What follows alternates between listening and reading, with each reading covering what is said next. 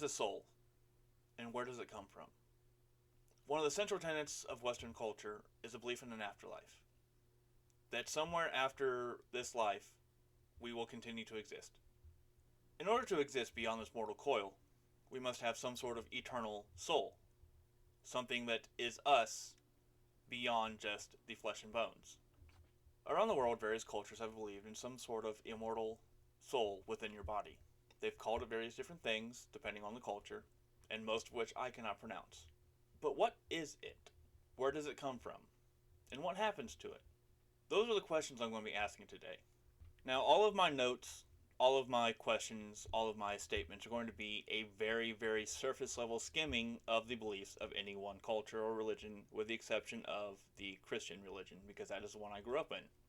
So do not take anything I say as extreme knowledge of any of these cultures or belief systems.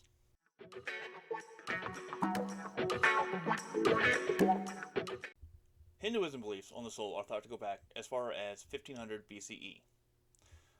As are Upanishads, which are the philosophical religious texts of the religion, also known as the Sanatana Dharma, meaning eternal order or eternal path. Upanishad translates to sit down closely, as you would to listen attentively to instructions by a teacher or authority figure. These teachings are considered Shruti, or what is heard, as they are thought to have emanated from the vibrations of the universe and heard by sages between the years 1500 to 500 BCE. The basic beliefs of Hinduism are that the universe is both Brahman and created by Brahman. Each individual has a piece of Brahman within themselves, known as the Atman, which is the higher self within the self. The person has a brain that causes you to think and a soul that causes you to feel. In the case of Hinduism, the goal of life is self-actualization, allowing your Atman to reunite with Brahman after death. Each person has a specific purpose in which their duty, or dharma, is to perform it with the correct action, karma, to achieve self-actualization. Upon achieving self-actualization, your soul returns to Brahman and is part of the universe again.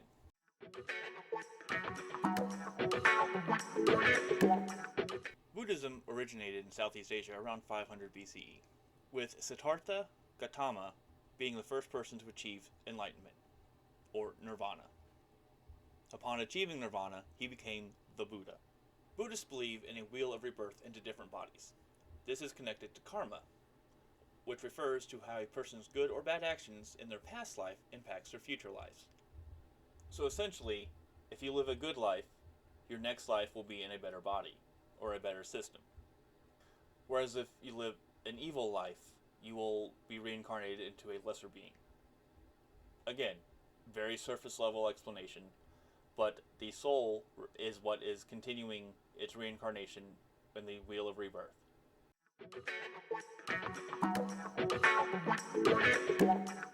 Most ancient Greeks anticipated the soul left the body after death and continued to exist in some form, but an expectation that good would be rewarded and evil punished in the afterlife was not central to their beliefs. Perpetual torment awaited only the most exceptional sinners, while just a select few, heroes related to the Olympian gods, enjoyed an eternal paradise. The Greek views can be essentially broken down to the pre-Socratic and the post-Socratic belief systems. Within the pre-Socratic belief systems, I will be looking at two of them, the Orphics and the Pythagoreans, contemporaries roughly between 550 to 500 BCE. The pre-Socratic philosophers, dating back beyond 500 BCE, are Empedocles and Pythagoras. The Pythagoreans believed that the body is a tomb for the eternal soul, which is in a cycle of rebirth until you live what is called a pure life. The Orphics are another philosophical sect from ancient Greece, with similar beliefs in the metempsychosis and that the body is a tomb for their immortal and divine soul. As part of what their beliefs, they were taught how to navigate the afterlife to end the cycle of rebirth. The Socratic beliefs. According to his student Aristotle, Socrates reiterated in Phaedo that the human soul is immortal and must suffer a series of reincarnations. Again, viewing the body as a tomb that traps the soul, and viewing death as simply the separation of the human soul from the physical body. The Socratic view was that the soul forgets everything they learned previously during reincarnation. But through this keen study of philosophy, an individual can eventually remember it in a process known as anamnesis. The philosopher's life goal was to release the human soul from this loop through purification and contemplation.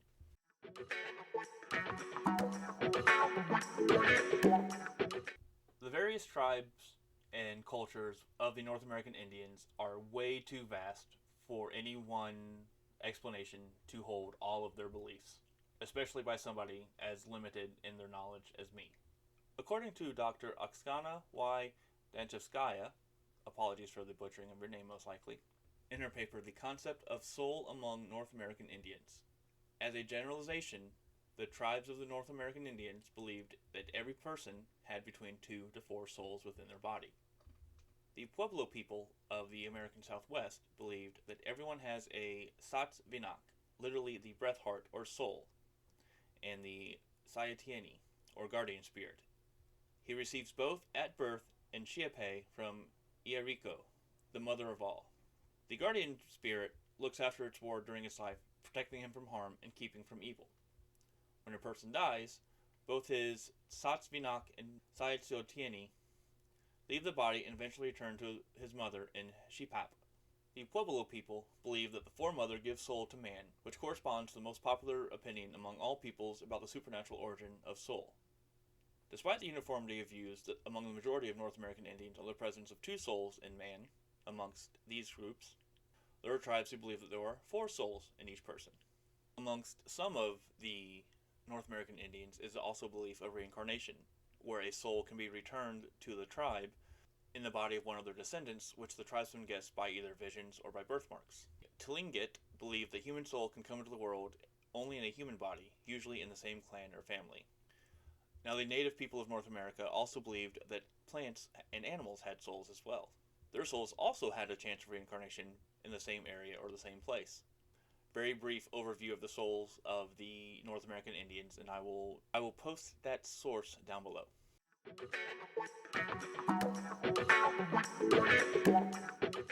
Now we're getting to somewhere I'm more familiar with, within the Jewish and Christian faith. In Judaism, the soul, or neshama, in Jewish thought, is the self, or the I, that inhabits the body and acts through it. There are many words for soul in Hebrew, but the most commonly used are nefesh and neshama, both of which mean breath.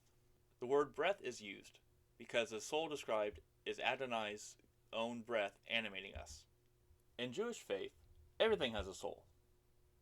Not just a human being, but every created entity possesses a soul. Animals have souls, as do plants and even inanimate objects. Every blade of grass has a soul, and every grain of sand. Each soul represents Adonai's intent and vision in creating that particular being. However, it is the human soul that is both the most complex and lofty of souls. The Jewish sages have said, she is called by 5 names: Nefesh, Ruach, Neshama, Kaya, and Yakeda.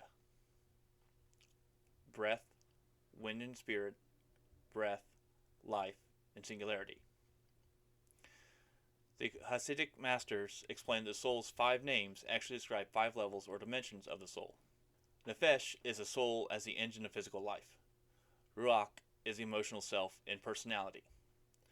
Neshama is the intellectual self. Kaya is the supra-rational self, the seat of will, desire, commitment, and faith. Yakeda connotes the essence of the soul, its unity with its source, the singular essence of Adonai.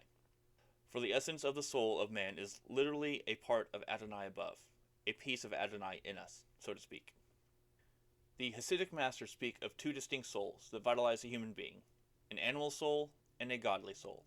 The animal soul is driven by the quest for self-preservation and self-enhancement. In this, it resembles the soul and self of all other creations, but we also possess a godly soul, a soul driven by the desire to reconnect with its source. Our lives are the story of the contest and interplay between these 2 souls, as we struggle to balance and reconcile our physical needs and desires with our spiritual aspirations, our self-focused drives with our altruistic yearnings. These 2 souls, however, do not reside side by side within the body. Rather, the godly soul is enclosed within the animal soul, just as the animal soul is enclosed within the body. This means that the animal soul, too, is vitalized by the part of Adonai above at its core. Ostensibly, the 2 souls are in conflict with each other, but in essence they are compatible. One key difference between Christianity and Judaism in regards to the soul is what happens after death. In modern-day Christianity, upon death, the soul goes to either heaven, hell, or purgatory, depending on which of the denominations you practice. In Jewish beliefs, upon death, you go to Sheol, or the grave, or the pit, to await the return of the Messiah at Judgment Day. The majority of older Jewish belief system is based on that the soul is the breath of the body. So once the soul leaves, or the breath leaves, the body dies. And at Judgment Day, you'll be reincarnated in a living body.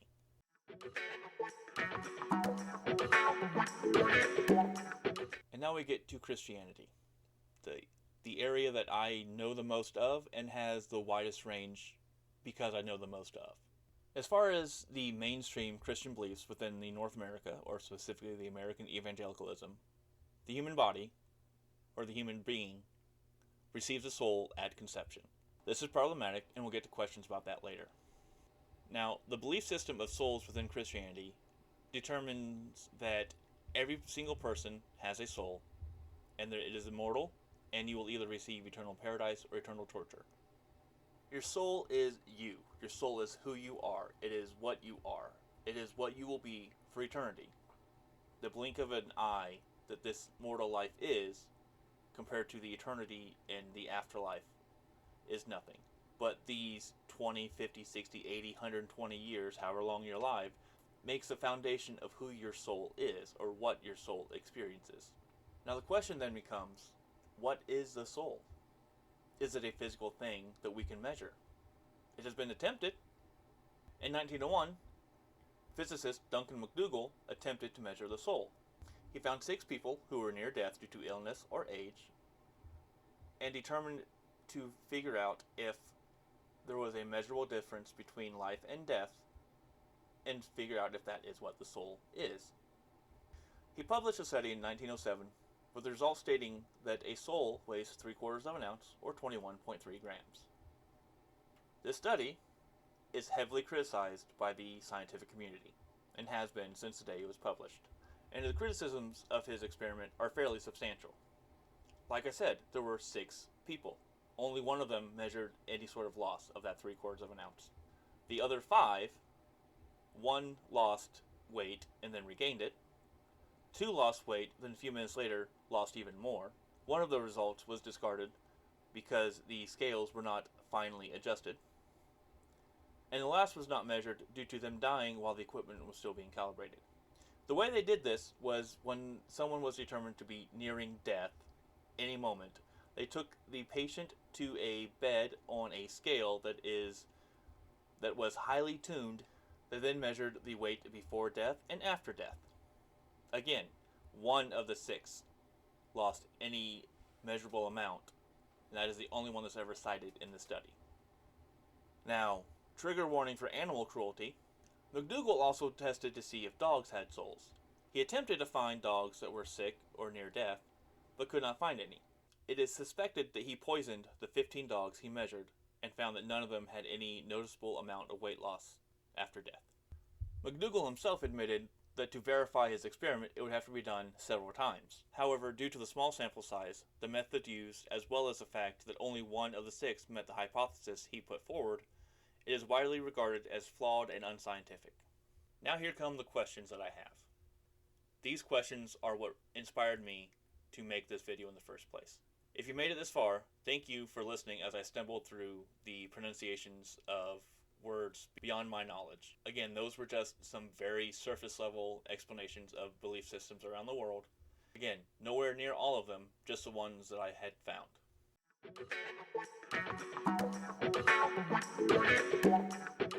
So we're going with the assumption during these questions that a soul does in fact exist.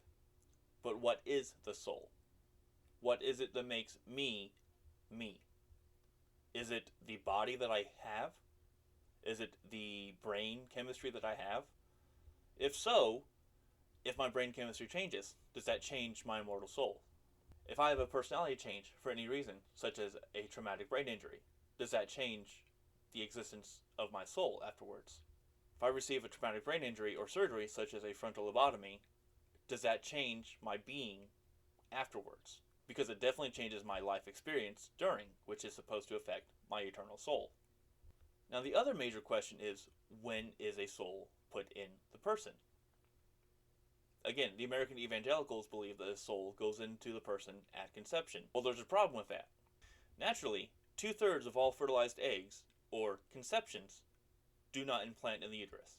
If a soul is implanted during conception, what happens to the 2/3 of the conceived that does not implant? Do they have an eternal paradise or an eternal life with the knowledge of days, weeks, or months at best of cells forming? They have no life experience. They cannot commit to any religious or spiritual belief system. Another question becomes, if a soul is placed during conception, what about in vitro fertilization, where the eggs are frozen for years or decades? Recently, a woman was born after being conceived 35 years ago. Does that mean her soul has 35 years of frozen nothingness on its conscience? Now let's say that the fertilized egg successfully implants. 15% of those naturally miscarry within the first 3 months. Again, do these souls have an eternal existence of less than 3 months of cell development? Is it based only on their experience of the time that their physical body was alive?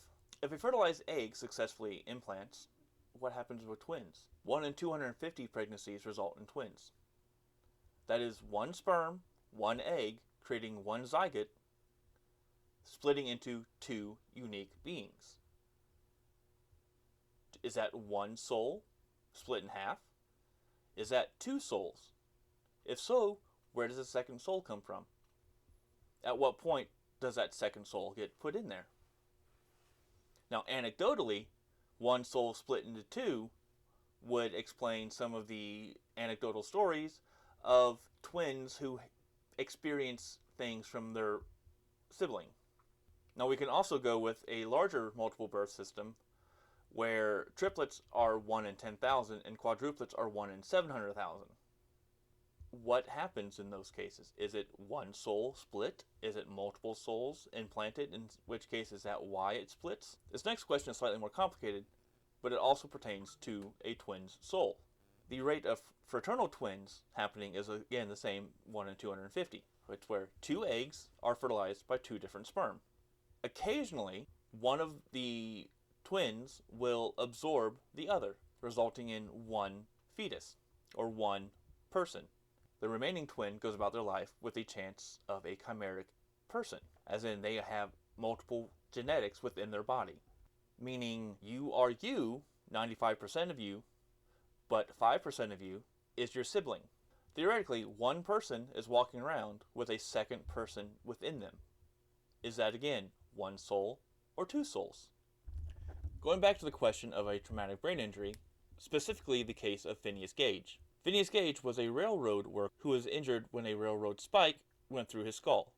It damaged his brain, and his personality did a complete flip. Is his soul the person he was before the injury or after the injury? His life experiences make up what his soul is, but who is he?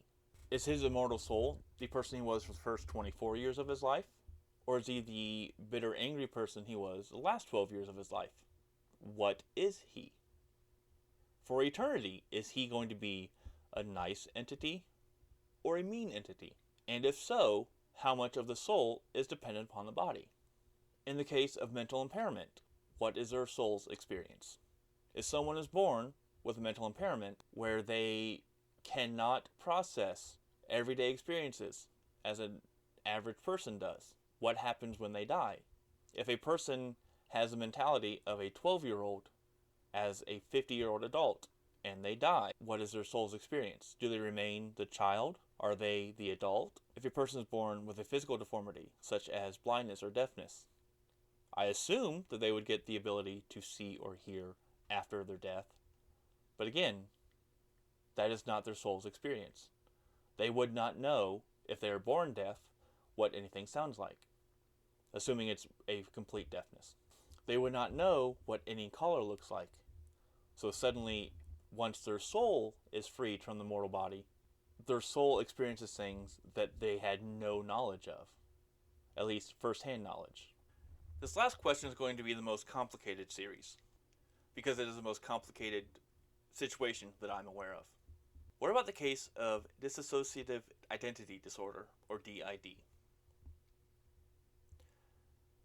DID is formerly known as multiple personality disorder. It has been updated. A very bare bones explanation is due to trauma at a young age, a person's psyche is split. That person now has multiple alters, or people, that they are within one body, within one brain. Is that one soul? Is it multiple souls?